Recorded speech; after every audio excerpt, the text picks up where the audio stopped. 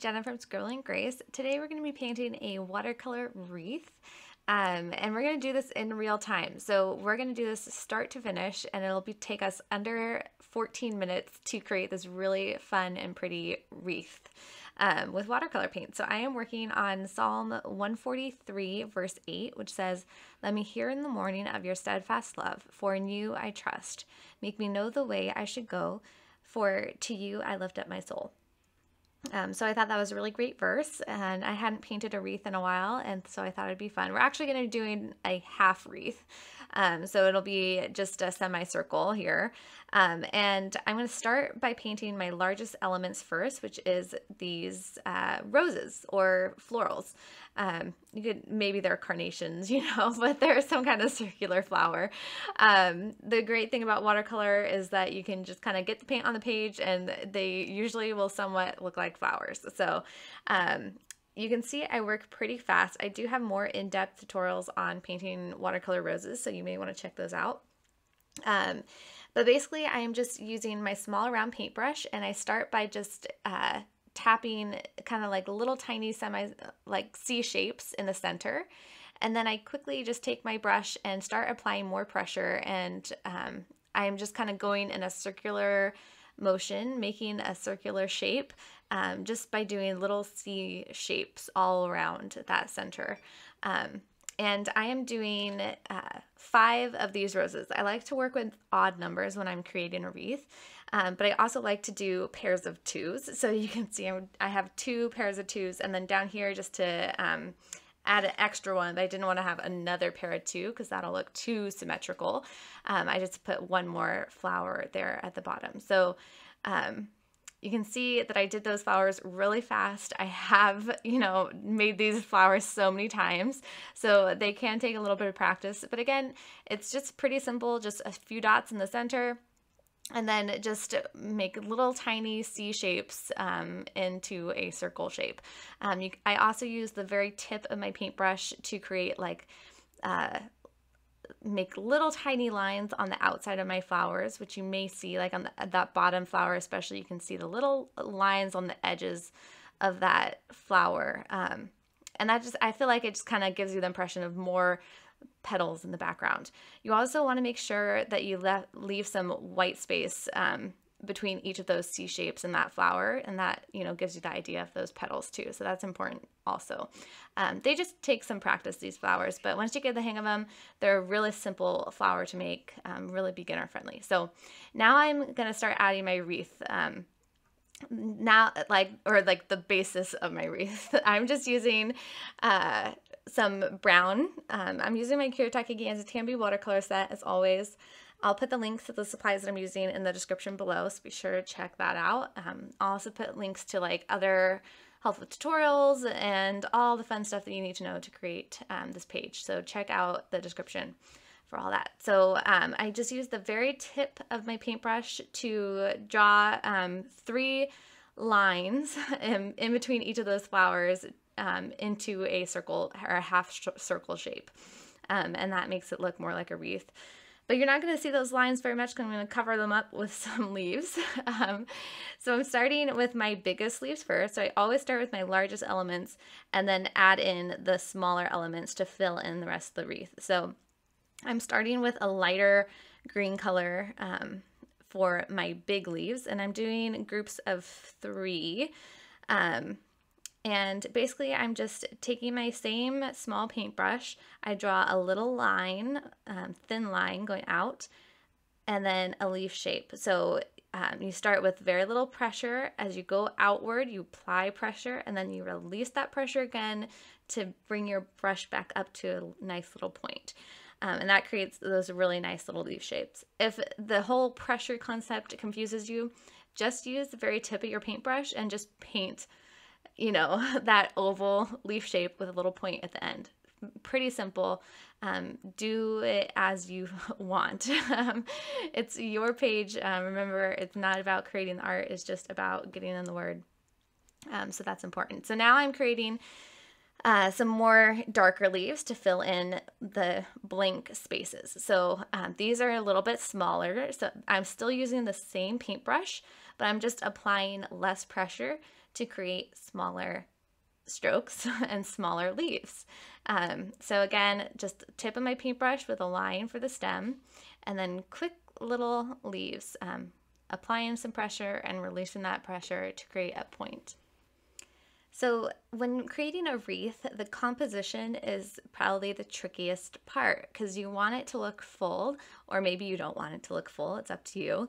But you want to decide, you want it to look at least even throughout for the most part, depending on, what kind of wreath you're creating. But either way, composition can be the kind of the hardest thing.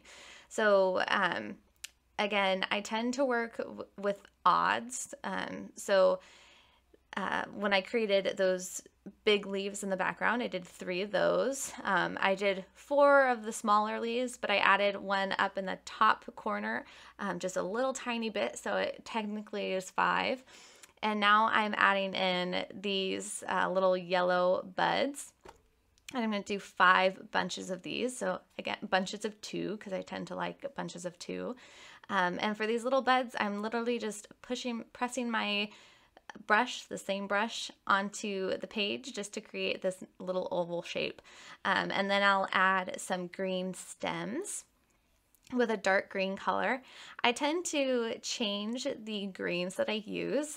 So I had like a lighter, more olive green for the big leaves, a darker green for the smaller bunches of leaves, and now I'm going to do an even darker, more pigmented green for these stems of these little buds here. And for these stems, I'm just using the very tip of my paintbrush and just doing kind of a little V shape, a little heart on the bottom of these little buds. And then I'm connecting them down to the flower that they're closest to. This one, I was trying to decide if I wanted to connect it to the middle flower or the bottom flower. And I eventually decided to go and connect those buds to the bottom flower right here. Okay, so we're already almost done, and we're only at 7 minutes. So now I'm just gonna add some little finishing touches because I felt like sometimes there's some little spaces that I want to fill up, but I don't want to create any more like big elements. So in this case, I just like to add in some dots and just kind of fill in the wreath. So where I feel like some, like there's right there, I felt like it needed to be widened out a little bit more. So I'll just add a little dot right there. I felt like it was a little bit awkward with that stem coming from that rose. So I just add some dots near that. It's just kind of my little trick to finish it off, adding those little dots with the very tip of my paintbrush. Okay, and then I also want to point out that I do go over the text on the page here. That, to me, I can still read all of the text on the page, so I personally don't mind. But also in this Bible, I really just use this for Bible art worship, and I have other Bibles that I really read and study from, so I personally don't mind if I go over it as long as I can still read it for the most part. But that is totally a personal decision. So if you don't want to go over the text, you can totally move this wreath over more, make it like a quarter wreath. You could also scale it down completely to fit better in the margin. You could make a tip-in with a separate sheet of paper that you tape into the Bible. That would also allow you to make a full wreath. If you have the ESV Interleaved Journaling Bible, that one has full blank pages. So there's lots that you can do with this, so I hope that you enjoy it. I'm using my heat gun here to dry the page. It just dries my page super fast and allows me to continue on with it. And now I'm going to add my lettering.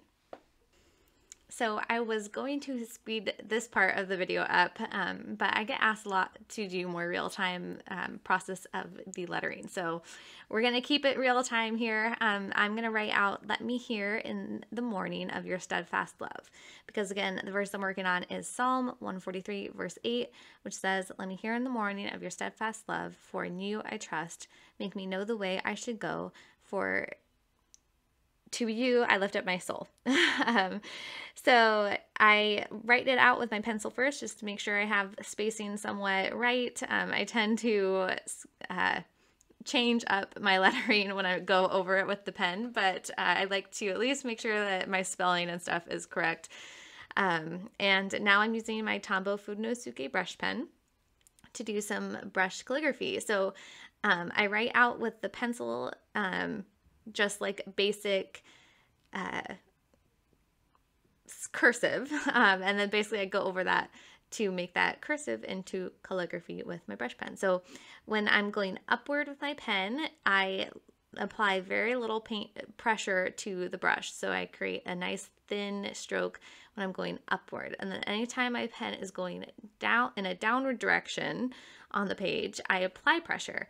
So that creates the nice thick downstroke. And you'll see I often don't get my upstrokes and downstrokes perfectly right the first time. So I will kind of go over it, fix up some of those downstrokes that I feel like need to be thickened up a little bit, or fix wobbly lines, just using the very tip of that brush pen, or I just don't apply pressure to it to give a nice thin line to fix those little lines in my lettering. So don't worry if you don't get the letters perfect the first time. Just try to go back over them to make them look a little bit finer and prettier if you need to. So again, when I'm going downward, I apply pressure, and when I'm going upward, I release that pressure to create a nice thin line going up and thick line going down. I have a bunch of tutorials on lettering and brush calligraphy basics and bounce calligraphy, which is kind of more of what I'm doing here. Although my lettering is pretty small here, so you can't see the bounces too much, but it still looks pretty. And yeah, so I'm hoping that you're enjoying watching this slower process of the lettering so you can get an idea. I do move pretty darn quickly when I'm doing lettering. It tends to be easier for beginners if you go way slower than this. So don't feel like you need to be going as fast as I am. I just feel comfortable enough with it that I can go fairly quickly, but definitely slow it down if you are new or having issues with lettering. Just go way slower. Just try it out going slow. All right, so voila, that's my page there. I hope that you enjoyed this video and this tutorial, and under 14 minutes to finish this page. I'm just drying it with my heat gun to make sure that that marker, that brush pen, is dry so that I can erase the pencil mark underneath it. I don't want it smudging at all. All right, so if you enjoyed this video, please give it a thumbs up and subscribe to my channel if you haven't already. And also be sure to check out the description below. I will put all the links to the supplies that I used and tutorials and all the fun stuff that I mentioned here in this video in the description. All right, much love, many blessings, bye.